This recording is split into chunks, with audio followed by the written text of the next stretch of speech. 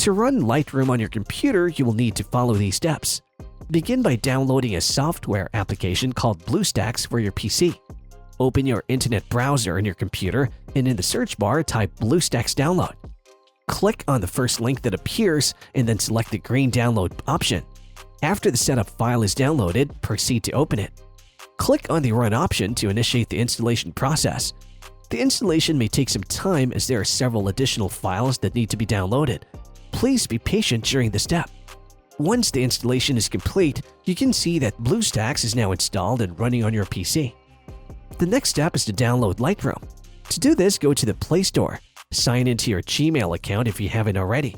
Once the sign-in process is completed, use the search option in the Play Store. In the search bar, type Lightroom. You'll see that Lightroom is now installing, and once the installation process is finished, you can start using Lightroom on your PC.